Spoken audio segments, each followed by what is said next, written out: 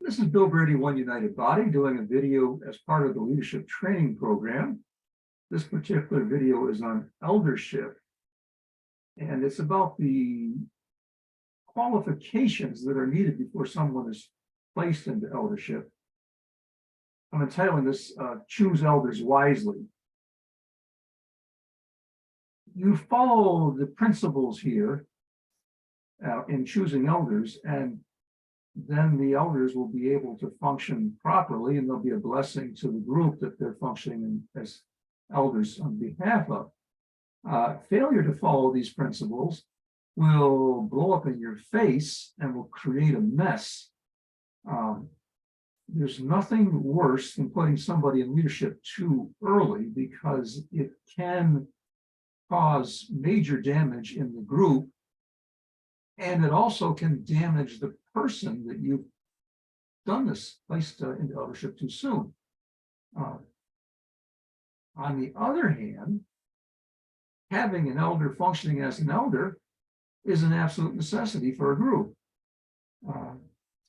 So knowing who to put into eldership and who not to put into eldership is a very important thing, and it is a aspect of wisdom that we grow into. And unfortunately, learning the hard way on this particular issue of appointing leadership prematurely is unfortunate. It'll hurt people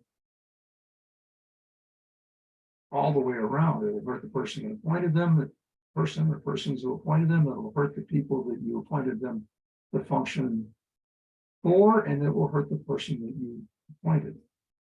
So this is important to get this right. And we're going to take a look at Paul appointing elders. This is at the very basic level of eldership over in ecclesia. And we'll look at the things that he says to look for when you're going to appoint an elder. Paul had men that he trained as apostles. These were his sons. He was father apostle, and these were son apostles who he had trained up. And in that day where you had to actually travel by walking or whatever to get to someplace, I mean, it wasn't airplanes and it wasn't internet where you could be with somebody instantly. Excuse me. You had to actually travel there. So Paul would travel to a place as an apostle that he was sent to and found a new ecclesia there, train them up, and at a later point leave when they got to a certain point or when he had to go. Sometimes he had to leave too prematurely. And he'd send them letters to try to grow them up to what he would have grown them up to if he had been there to do that with them. Like First and Second Thessalonians letters like this. Then at a later point, excuse me, he would send one of these apostles that he trained, one of his sons, to go back to this ecclesia, which has been growing, maturing this whole time while Paul's been gone. He, of course, has been praying for them, and there's a sense in which he was actually present spiritually with them to help them with this growth. He monitored what they were doing spiritually. His responsibility didn't leave when he left, didn't end when he left. He kept that responsibility up, not just intercessory prayer, but functioning as an apostle spiritually at a distance. Okay, so what he would do then is he'd send one of his apostle sons to this congregation, this, shouldn't use the word congregation, that's old wineskin, this ecclesia that he had founded that has been maturing while he's been absent but still present in the spirit. And the apostle's son then, when the ecclesia had gotten to the point where it was time, would then appoint elders for that ecclesia. And like I said, it was very important that the apostle's son got this appointing elders right, did it with wisdom, and chose people that would be a blessing to the ecclesia rather than damage the ecclesia. Okay, so let's take a look. It's a couple two places in Scripture where the qualifications of an elder are mentioned. This is 1 Timothy chapter 3, verses 1 through 7. And it says bishop here, but the word bishop means elder. This is a faithful saying. If a man desires the position of an elder, he desires a good work. So you choose people as elders, and again, in this day, it's not just men, it's also women. You choose elders that desire the position of an elder. If someone doesn't want elder, don't appoint him. Just like any other corporate position, and the people that you appoint from frontline customer service to supervision over customer service is going to be someone who has seen somebody else doing that job and wants it. Other people may have seen people doing that job and said to themselves, I don't want to ever do that job. So you appoint somebody that wants the job. And then here's the qualifications. Must be blameless, the husband of one wife. And this is not talking about divorce. It's just talking about how many wives you have right now, or how many husbands do you have right now. You don't appoint someone who's a bigamist. Temperate, sober-minded, of good behavior, hospitable, able to teach. That's important. Not given to wine, not a drunkard, not violent, not greedy for money, but gentle, not quarrelsome, not covetous, one who rules his own house well, his or her own house well, having his children, his or her children, in submission with all reverence. For if a man or woman does not know how to rule his own house, how will he take care of the church of God? So if you don't get it right at home, you want to appoint that person to do the same thing in the ecclesia. Not a novice, lest being puffed up with pride, you fall into the same condemnation as the devil. So if you put someone in too early in their Christian walk, Christian journey, you don't want the word Christian, their journey, because more than just Christian. Anyway, so not a novice, not a beginner, because if you put somebody in that's not yet mature enough, they may get puffed up with pride and fall into the same condemnation as the devil. They make a mess out of their life and out of other people's life because of the pride. You put somebody in there too soon to function in an eldership position, they will get proud and they will lord it over the ecclesia, and the ecclesia will hate it. And you'll have to correct that person. The pride is not correctable because they're too young in their journey to be corrected. Then you've got someone that you're going to have to fire as an elder. And you'll probably end up losing them out of your ecclesia or out of your house because of your premature putting them into eldership. Again, these principles don't apply just to putting an elder into place over an ecclesia. It applies to eldership at any level. You put somebody in too soon, it won't work. Moreover, he or she must have a good testimony among those who are outside. So the unbelievers must know this person is Christ-like, lest he or she fall into reproach and the snare of the devil. So I've been through this quickly, but you can look at this again, 1 Timothy chapter 3, verses 1 through 7. Now I'm going to take a look, and this was the requirements that Paul wrote to Timothy, who again is his apostle son, and doing the work that Paul would do if he were there. This is what Paul told Timothy to consider while he was seeking to choose the right people to put into place as elders. Now we're going to take a look at what Paul told Timothy, another one of his apostle sons, about choosing elders for a different ecclesia in a different place.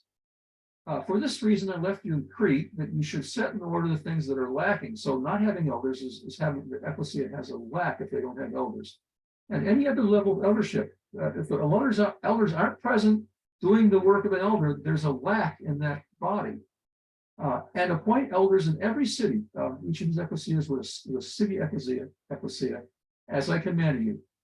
If a man or woman is blameless, the husband or wife of one husband or wife, again, not a bigamist, having faithful children, not accused of dissipation or insubordination. So if their children are out of control, then they're not a candidate for eldership. And if we're talking about a higher level of eldership, if those who they've been functioning as an elder for, if that place is not running smoothly, if it's not under control, if there's all kinds of problems, they're not qualified to move up as an elder to the next level. For a elder must be blameless as a steward of God. So elder is a steward of God, and they must be blameless in their stewardship, not self-willed. Self-willed. Not quick-tempered, not given to wine, not violent, not greedy for money, but hospitable, a lover of what is good, sober-minded, just, holy, self-controlled, holding fast the faithful word as he has been taught, that he may be able by sound doctrine or teaching both to exhort and convict those who contradict. So those who say something that is not in line with truth, this person has the ability to correct them, exhort them, and convict them that they have got it wrong and bring them to a place of repentance. Now, here's the elder's task. For there are many insubordinate, both idle talkers and deceivers, whose mouths must be stopped, who subvert whole households, teaching things which they ought not for the sake of dishonest gain. So people that function in teaching either in houses or in congregations that are insubordinate, so they're not submitting to those who are in eldership over them. Again, submission's not this thing where somebody says, you must do what I say to do because I say so, and they're doing this for their own purposes. And all of us at one time have been abused by somebody who's in headship. That's not what we're talking about. We're talking about Christ-like headship. And here we see that if elders are not in place and functioning properly, things get out of control, and people will come in and they will teach things that shouldn't be taught, and they will be doing this because they want to make money instead of love for the people. And you basically let sheep in, wolves in amongst the sheep if elders are not in place and are not functioning properly. So it's so very, very important to have elders in place, but it's also equally, if not more important, to have the right people in place as elders, because if you don't, again, as I said previously, things will blow up and will get worse rather than better. So again, we can see what Paul is talking about with respect to appointing elders, and we can see the absolute importance of elders being there, but we can equally see that it's important that the right people be in eldership and not the wrong people. Okay, this particular passage that I just read from is in for Titus chapter 1, verses 1 through 16. I didn't read all of it, but anyway. So these are the qualifications for eldership at the most elementary, basic level of functioning as an elder with respect to an ecclesia. And it is equally important that the same qualifications be in the person that you qualify, that you appoint to eldership in whatever level of eldership they're going to be appointed to. And I've mentioned some of those levels in the previous recording. Okay, this is wisdom for appointing elders. And it is also wisdom for you personally, if you're thinking about, you have a desire to be functioning in eldership, which means ruling and teaching and having responsibility for who teaches what in your group. These are characteristics. It's like a checklist. There's two checklists here, one in Timothy and one in Titus, in 1 Timothy and one in Titus. You need to take a look at that list and see if you can check off all. I know it's a really high standard, but this is God's standard for eldership. And you've got no business functioning as an elder if you don't meet the requirements, the standards that God puts in place, that's put in place.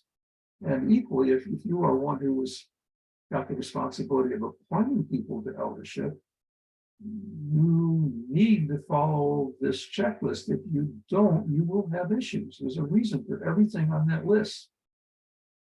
Of course, appointing an elder is not just a matter of a checklist, it's also led by the Spirit, right? But don't just be led by the Spirit, be led by the Word, and take a look at the two checklists. Those checklists are there to help you from getting into trouble that you don't want to get into, and you don't want your group that you're responsible for to have that trouble in their group. Again, an elder who's there and is meant to be there and is destined to be there and is qualified to be there, they're not there prematurely, is a blessing for the group. An elder who is there prematurely and is not meant to be there yet or at all is not a blessing to the group, and you will make a mess that you'll have to clean up, and people will get hurt, and some people will leave. So getting this right is very, very important at whatever level of eldership we're talking about.